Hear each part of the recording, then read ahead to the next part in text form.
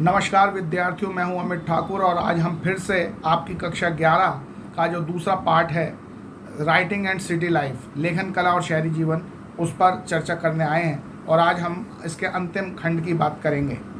तो आज हम बात करेंगे कि जो मेसोपोटामिया की संस्कृति थी उसमें शहरों का महत्व क्या था। मेसोपोटामिया के लोग अपने शहरों को बहुत महत्व देते थे क्योंकि ये शहर विभिन्न प्रकार के समुदायों और संस्कृतियों को एक साथ समेट कर रखते थे और इनमें विभिन्न समुदायों और संस्कृतियों के लोग एक साथ रहते थे। अगर ये शहर, मेसोपोटामिया के शहर नष्ट भी हो जाते थे तो हमारे मेसोपोटामिया के लोग उन्हें काव्यात्मक ग्रंथों में उनके बारे में बड़े बड़े महाकाव्य लिखकर उन्हें याद रखते थे। इसके बारे में हम देख सकते हैं कि जो मेसोपोटामिया के लोग हैं वो अपने शहरों पर इतना ज़्यादा गर्व करते थे। इस बारे में हम गिलगमेश नाम के महाकाव्य जो कि 12 पट्टियों पर, 12 टैबलेट्स पर लिखा गया है, उसके माध्यम से हम देख सकते हैं। तो इसमें हम गिलगमेश जो था वो वास्तव में उरुक नाम के शहर का शासक था और वो अपने ज़माने का महानतम नायक था और उसने दूर दराज के लोगों को भी अपने कंट्रोल में, अपने नियंत्रण में ले लिया था। एक बार उसके जो बहुत प्यारा मित्र था, बहुत ही हीरोइक, बहुत ही वीर योद्धा उसका मित्र था, उस वीर योद्धा की युद्ध में मृत्यु हो जाती है। इससे गिलगमेश बहुत ज़्यादा दुखी हो जाते हैं और फिर वो अमरता का वरदान प्राप्त करने की कोशिश में पूरी दुनिया घूमते हैं, यहाँ भटकते हैं, वहाँ भटकते हैं कि कहीं से अमर होने का रहस्य, कोई सूत्र मिल जाए। लेकिन कहीं पर भी ऐसा अमर होने का सूत्र और फार्मूला उन्हें कहीं नहीं मिलता। तो अंत में वो निराश होकर अपने शहर उरुक आते हैं। तो फिर वो शहर की जो चारदीवारी हैं, शहर की जो नींव है, उसको ताकने लगते हैं और उसको देखकर उन्हें बड़ा गर्व होता है कि मैं इतने महान शहर का सम्राट हूँ। और इस तरह से वो अपना सारा दुख भूल जाते हैं और अपने शहर को पर गर्व करने लगते हैं, शहर से प्यार करने लगते हैं। तो आप खुद देख सकते हो कि ये जो गिलगमेश नाम का जो महाकाव्य है, इस महाकाव्य में उरुक नाम के शहर को कितना महत्वपूर्ण दिखाया गया है। तो इससे पता चलता है कि मेसोपोटामिया के लोग अपने शहरों पर बड़ा गर्व करते थे, उन्हें बहुत प्यार करते थे और उन्हें अगर वो नष्ट भी हो जाते थे तो उनके बारे में महाकाव्य लिखते थे। अब हम बात करेंगे मेसोपोटामिया में किस प्रकार की परंपराएं चलती थी। तो हम 2 प्रकार की परंपराओं पर यहाँ विचार करेंगे। उनमें पहली परंपरा जो है वो है परिवार संबंधी परंपराएं। मेसोपोटामिया के परिवार संबंधी परंपराएं क्या थी। तो जो मेसोपोटामिया से हमें जो विधिक दस्तावेज यानी लीगल टेक्स्ट मिले हैं, तो हमें ये पता चलता है कि मेसोपोटामिया में जो एकाकी परिवार जो होते हैं, न्यूक्लियर फैमिली जो होती हैं, उनका चलन था, एकल परिवारों का चलन था। और लेकिन फिर भी हम देखते हैं कि आमतौर पर विवाहित जो बच्चे होते थे वो भी अपने माता पिता के साथ रहते देखे गए हैं। जो परिवार का मुखिया होता था वो पिता होता था। इसके बारे में अगर कोई लड़का लड़की विवाह करना चाहते थे तो विवाह करने की इच्छा जो है उसको उस विवाह करने की इच्छा की घोषणा करनी पड़ती थी जो ब्राइड यानी कि दुल्हन के परिवार, दुल्हन के अभिभावकों के सामने। और जब दुल्हन के अभिभावक इस बात की इजाज़त दे देते थे, सहमति दे देते थे कि ठीक है हम इस लड़के से अपनी बेटी की शादी करेंगे, तो फिर उनके बीच में गिफ्ट यानी उपहारों का आदान प्रदान होता था। यानी दूल्हा के परिवार दुल्हन के परिवार को गिफ्ट देते थे और दुल्हन का परिवार दूल्हे के परिवार को गिफ्ट देता था। फिर जब ये शादी हो जाती थी तो दोनों परिवार के सदस्य मिलकर साथ साथ खाना खाते थे, एक दूसरे को उपहारों का आदान प्रदान करते थे और मंदिर जाकर चढ़ावा भी चढ़ाते थे, पूजा भी करते थे। विवाह के समय ही जो वधू है यानी लड़की है, उसके माता पिता उसका हिस्सा दहेज के तौर पर उसको विवाह के समय दे देते थे और बाकी सारी जो संपत्ति माता पिता की होती थी उस पर अब जो विवाहित बेटी है उसका कोई अधिकार नहीं होता था, बाकी सारी संपत्ति उसके भाइयों को मिलती थी। ये वहाँ की व्यवस्था थी, फैमिली ट्रेडिशन था। अब हम बात करते हैं मेसोपोटामिया में मल्टी कल्चरलिज्म की, यानी बहुसंस्कृतिवाद की। मेसोपोटामिया में जो समाज था वो पूरी तरह से एक खुला समाज था, जिसमें विभिन्न समुदायों के, विभिन्न संस्कृतियों के लोग एक साथ मिलकर रहते थे। हम ये देख सकते हैं कि मेसोपोटामिया में वो हमारे पशु चारक समुदाय के लोग थे, जो बंजारे किस्म के एक जगह से दूसरी जगह घूमते, घुमंतू पशु चारक समुदाय था, वो भी रहता था मेसोपोटामिया में। और स्थायी रूप से एक जगह बसकर खेती करने वाले किसान भी रहते थे। इसके अलावा हम देखते हैं कि जो हमारा पश्चिमी मरुस्थलीय इलाका था वो धीरे धीरे कांटेक्ट में आया जो हमारे कृषि, जो समृद्ध कृषि क्षेत्र थे उनसे। और बहुत सारे जो हर्डर्स थे यानी पशुचारक थे, और जो खेती घर मजदूर थे, और जो किराए के योद्धा थे, ये सब एक जगह से दूसरी जगह आते जाते रहते थे। तो ये जो पश्चिम से आकर इधर खेती वाले इलाकों में आए, बसे और परस्पर समृद्ध बनते चले गए। हम ये देख सकते हैं कि बाहर से आए बहुत से लोग, जैसे अक्कादिन, एमोराइट्स, असीरियन और आर्मेनियन, ये बाहर से आए और यहाँ पर यानी मेसोपोटामिया में आकर अच्छी तरह बस गए, प्रॉस्परस हो गए, उनको सत्ता भी मिल गई। जो मारी का राजा था वो एमोराइट्स था, और वो न केवल मेसोपोटामिया के देवताओं का सम्मान करता था, उनकी इज्जत करता था, उनकी पूजा करता था, बल्कि उसने मारी में डैगन नाम के देवता का मंदिर भी बनाया था और उसका भी सम्मान किया था। और डैगन जो थे वो स्टेपी क्षेत्र के देवता थे। तो ये दिखा रहा है कि जो हमारा मेसोपोटामिया के लोग हैं वो बहुसंस्कृतिवादी हैं। वो केवल मेसोपोटामिया के देवताओं की पूजा नहीं कर रहे, बल्कि स्टेपी देवताओं की पूजा भी कर रहे हैं। तो अलग अलग संस्कृति, अलग अलग धर्मों, अलग अलग रीति रिवाजों के लोग मिलजुल के मेसोपोटामिया में रहते थे। ये यहाँ की ट्रेडिशन है, सामाजिक परंपरा है। इसके अलावा हम देखते हैं कि जो घुमंतू लोग होते थे, चरवाहे होते थे, वो उनके काफ़िले एक जगह से दूसरी जगह आते रहते थे। लेकिन इससे जो मेसोपोटामिया के राजा थे वो थोड़े शंकालु भी रहते थे, चिंतित भी रहते थे। और राजा और उनके मंत्रियों के बीच में जब भी पत्र व्यवहार होता था तो इन घुमंतू पशुचारकों की गतिविधियों पर नज़र रखने और उनसे संबंधित सूचनाओं के आदान प्रदान से संबंधित बातें उन पत्रों में होती थी। जैसे इसमें बताया गया एक पत्र में कि भाई हमने एक ऐसा जो हर्डर्स यानी कि पशुचारक, जो घुमंतू पशुचारक हैं, उनका समुदाय देखा है जो रात में आग से कुछ इशारे कर रहा है, यानी कुछ गड़बड़ है। तो इसका मतलब ये है कि उन लोगों पर उनकी नज़र भी रहती थी और उन पर उनके प्रति वो थोड़े शंकालु भी रहते थे। तो इस तरह से आपने देख लिया कि मेसोपोटामिया में परिवार की क्या परंपरा थी और सामाजिक परंपरा क्या थी। अब हम आते हैं मेसोपोटामिया की महानतम उपलब्धि पर, यानी कि लेखन कला पर। जो सबसे पहली मेसोपोटामिया की जो टैबलेट्स यानी पट्टियाँ जिस पर लिखाई होती थी, जिस पर लेखन किया जाता था, वो हमें मिली हैं 3200 BCE के पूर्व की।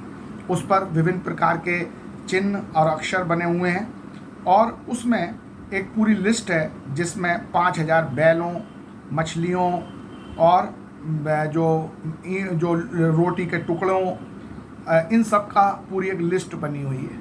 और वो ये सब चीज़ें क्या थी?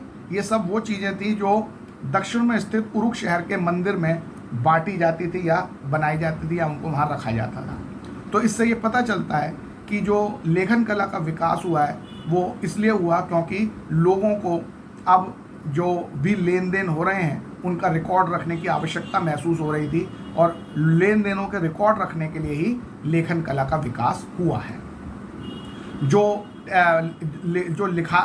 रोमन साम्राज्य, जो इस मेसोपोटामिया में जो लिखाई होती थी, जो आपके साथ जो मेसोपोटामिया में जो लेखन होता था वो होता था मिट्टी की पट्टियों पर यानी टैबलेट्स पर। एक जो लेखक होता था, जो स्क्राइब होता था, वो अपने आकार मिट्टी की को गूंद कर उन पर मिट्टी को गूंद कर उसकी एक टैबलेट बना लेता था और उसके सूखने से पहले ही उस पर कीलाकार एक कलम से उस पर कुछ अक्षर लिखता था, फिर उसे सुखा दिया जाता था और जब वो सूख जाती थी तो फिर वो हमेशा के लिए परमानेंट रूप से उस पर वो चीज़ें लिखी जाती थी। तो इससे आपको पता चल रहा है कि हर बार कुछ भी नया लिखने के लिए हमें एक नए टैबलेट्स की ज़रूरत पड़ेगी और इसीलिए हमें मेसोपोटामिया में हजारों ऐसी मिट्टी की पट्टियाँ मिली हैं जिन पर चीज़ें लिखी गई हैं। तो इस तरह से वहाँ पर लेखन कला चलती थी और इन मिट्टी की पट्टियों को धूप में सुखाया जाता था। ये सब चीज़ें हमने देखा। और अब हम बात करते हैं कि वहाँ मेसोपोटामिया में जो लेखन का प्रणाली थी वो किस प्रकार की थी। जो मेसोपोटामिया की लेखन प्रणाली है वो सिलेबल्स पर बेस्ड थी, यानी उनमें अल्फ़ाबेट्स के बेसिस पर या वॉवल्स के बेसिस पर नहीं लिखा जाता था, बल्कि सिलेबल के बेसिस लिखा जाता था। इसका मतलब मैं आपको बताता हूँ। वॉवल्स का मतलब होता है जैसे हमारे इंग्लिश में ABCD हैं, हिंदी में का खा गा हैं, तो हम ABCD को मिला कर जो अल्फ़ाबेट्स हैं 26 अल्फ़ाबेट, उनसे हम कोई सा भी अलग अलग हजारों लाखों शब्द बना सकते हैं। तो इसे तो कहते हैं अल्फ़ाबेट बेस्ड राइटिंग। लेकिन मेसोपोटामिया के लोगों के पास ऐसे कोई अल्फ़ाबेट्स नहीं थे जिन्हें मिला के वो कोई नए से नए अक्षर बना सकें।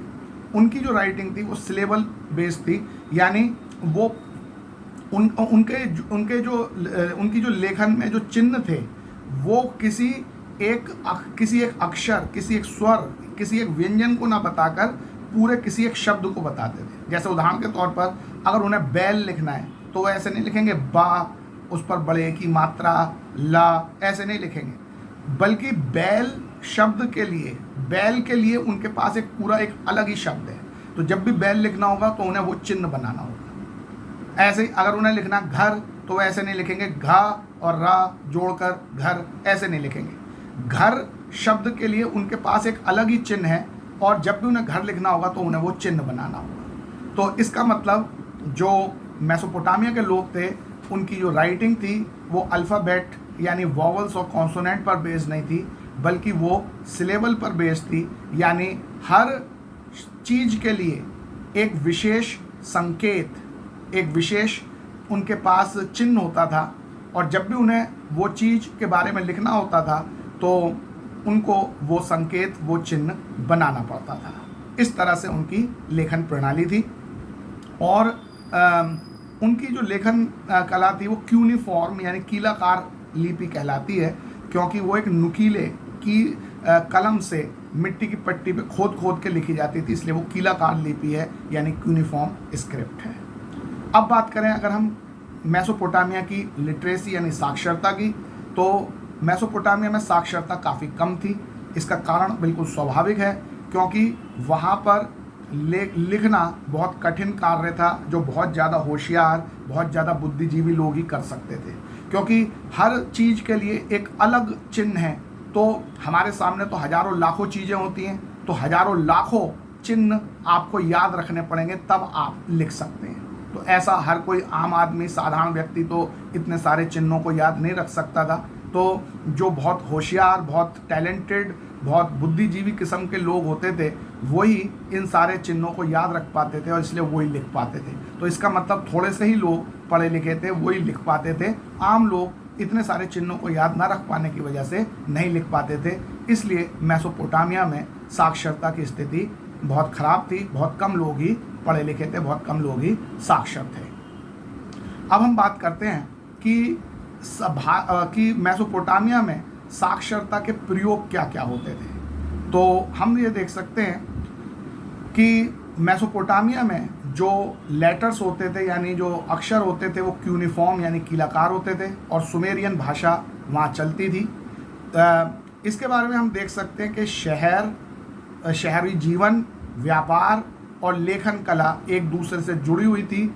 इसके बारे में हम एक सुमेरियन एपिक है, एक सुमेर का महाकाव्य है और उसमें एनमर्कर के बारे में एक जिक्र है कि उसको अपने राज्य के मंदिरों को सजाना था, तो दूर दराज के क्षेत्रों से उसको बहुत कीमती प्रकार के पत्थर वो मंगाना चाहता था। जब वो अपना दूत दूर दराज के क्षेत्रों में भेजता था तो दूत किसी बहुत मुश्किलों के बाद वहाँ पहुँच तो जाता था, लेकिन वहाँ जाकर वो भूल जाता था कि उसे लाना क्या है। तो इस समस्या का समाधान निकालने के लिए एन मरकर ने पहली बार उसे लिख कर दिया कि वहाँ जाकर उसे याद रहे, वहाँ जाके वो पढ़े तो उसे याद आ जाए कि मुझे यहाँ से क्या लेके जाना है। तो इस वजह से हम देख सकते हैं कि एन मरकर यानी शहरी लाइफ में मंदिरों को सजाने के लिए एन मरकर को ऐसी चीज़ों की ज़रूरत पड़ी जो उसके राज्य में नहीं मिलती थी। तो इसका मतलब यहीं से शहरी जीवन की वजह से व्यापार शुरू हुआ। दूसरी ऐसी चीज़ें जो हमारे यहाँ नहीं हैं उन्हें दूसरी जगह से लाओ, यही व्यापार है। और व्यापार को सुगम बनाने के लिए लेखन कला का विकास हुआ। तो शहरी जीवन, लेखन कला और व्यापार, ये तीनों एक दूसरे से जुड़े हुए हैं। ये बात हमें एन मरकर की कहानी से पता चलती है। मेसोपोटामिया की परंपरा में उरुक शहर का बहुत महत्व है और इसलिए केवल कई बार उसे शहर या द सिटी के नाम से ही जानते हैं। अगर मेसोपोटामिया की परंपरा में कहीं आपको शहर या द सिटी लिखा मिले तो आप अपने आप समझ जाएंगे कि वो उरुक है। तो अब हम बात कर लें कि राइटिंग यानी लेखन कला के क्या क्या उपयोग थे। तो लेखन कला का पहला उपयोग था कि ये रिकॉर्ड रखने के लिए काम आती थी। चीज़ों का जो भी कोई व्यापार हो रहा है, जो कुछ भी लेन देन हो रहा है, जो भी कोई ट्रांजैक्शन हो रहा है, तो उसका रिकॉर्ड रखने के लिए लेखन कला काम आती थी। उसके अलावा जो लेखन कला थी वो दूर दराज के क्षेत्रों में संदेश भेजने के लिए भी काम आती थी। और तीसरा जो काम था लेखन कला का वो ये था कि मेसोपोटामिया का जो शहरी सभ्यता थी उसकी पूरे विश्व में संप्रभुता या सर्वोच्चता सिद्ध करने के काम भी लेखन कला आती थी। तो इसके ये तीन महत्वपूर्ण कार्य थे लेखन कला के। और अब अंत में हम बात करते हैं लेगेसी ऑफ राइटिंग की, यानी कि लेखन कला की धरोहर की। तो जो हमारा मिस्र, जो हमारे मेसोपोटामिया के लोग थे वो टाइम और मैथमेटिक्स, टाइम एस्टिमेशन यानी समय के मापन और गणित में बड़े माहिर थे। उन्होंने इस क्षेत्र में बड़ी बड़ी खोजें की हैं।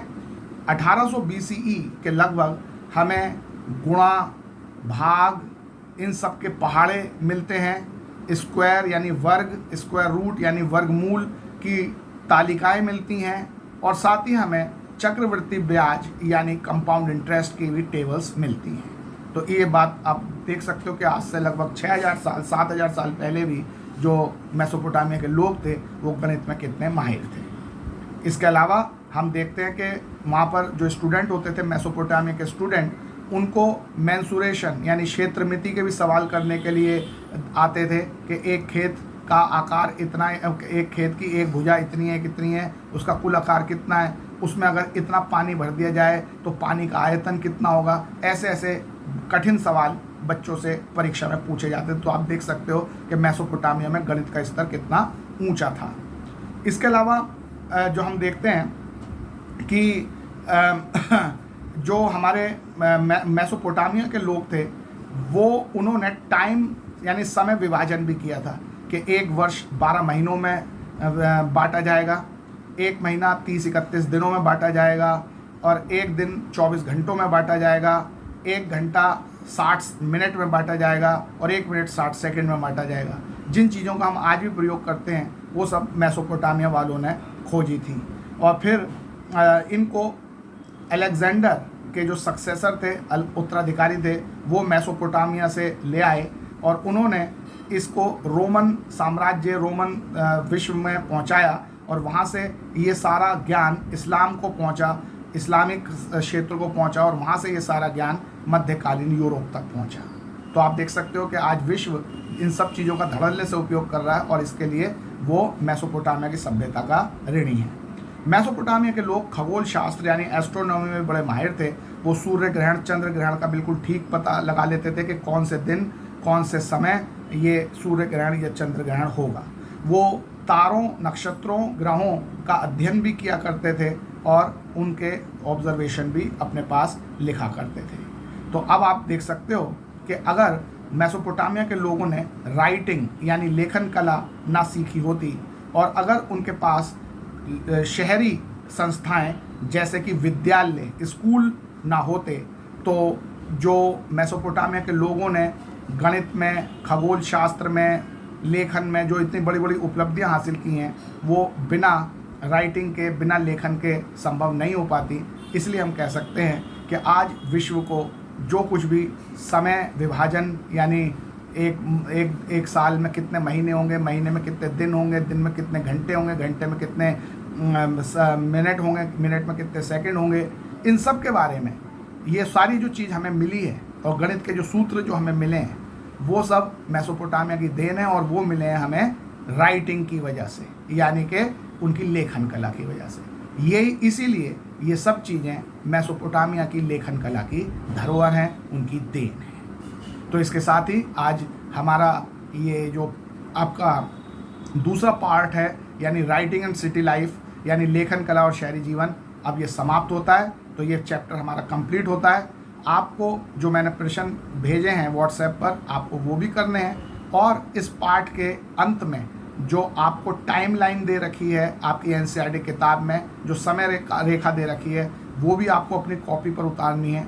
और आपकी किताब में आपकी जो एनसीईआरटी की बुक है उसमें पार्ट के बाद जो क्वेश्चन दिए गए हैं वो क्वेश्चन भी आपको अपनी हिस्ट्री की कॉपी में करने हैं। तो ये काम सबका पूरा हो जाना चाहिए। अगले वीडियो में हम अगला पार्ट शुरू करेंगे। तब तक के लिए सभी को नमस्कार।